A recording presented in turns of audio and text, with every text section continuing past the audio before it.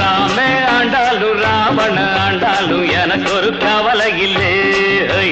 நான் தாண்டா டீயை போடு. நம்ம குருசாமி மகன் தூக்குல தொங்கி செத்து போனேன் தெரியுமா? எப்படி? கடனு ஊர் முழுக்க கடனா வாங்கி வச்சா தூக்குல தொங்காம என்ன பண்ணுவான்? செத்து போனா. ஏண்டா கடை வாங்குறதுக்கெல்லாம் ஜாகணும்னா நேரம் நான் ஒரு 100 தடவை தூக்குல தொங்கி செத்து போயிருக்கணும்டா.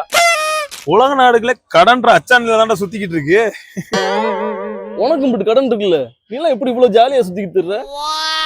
பாக்குறதுக்கு தான் நான் சிரிக்கிற மாதிரி தெரியும். நானும் ஒரு தடவை சாகிற அளவு போய் பொழைச்சு வந்தேன். ஒரு 10 லட்ச ரூபா கடனுக்கு வட்டி கட்ட முடியாம செம்ம டார்ச்சர். என்ன வந்துட்டு மருந்து குடிச்சிட்டு படுத்துட்டேன். சரி டைரக்டா காலையில சுடுகாட்டுல கொண்டு அடக்கம் பண்ணிடுவாங்க. கடைசி பார்த்தா ஆஸ்பத்திரியில கொண்டு செத்துட்டாங்க. 3 லட்ச ரூபா செலவாயிருக்குடா. இப்போ அதுக்கும் சேர்த்து வட்டி கட்டிட்டு இருக்கேன். அப்ப முடிவு பண்ணேன், இனிமேலு சாக கூடாதுன்னு. ஸ்கூல்ல எல்லாம் வந்துட்டு நீ நல்லா தானே இருந்த, ஏன் இப்படி நடுவில் இப்படி ஆகி போன? எனக்கு எடுத்தது ஸ்கூல்ல தான். நம்ம கணக்கு வாத்தியார் இருக்காருல்ல, சின்ன நம்பர்ல பெரிய நம்பர் போகாதுன்னு சொல்லி பக்கத்துல உன்ன கடன் வாங்குன்னு சொன்னாரு. அப்ப ஆரம்பிச்சது. வெளியில கிளவிட்ட கடை வாங்கினேன், பலசர கடையில கடை வாங்கினேன், காய்கறி கடையில கடை வாங்கினேன், ஏன் எங்க ஆத்தா பெண்ண கூட கடை வாங்கினேன்.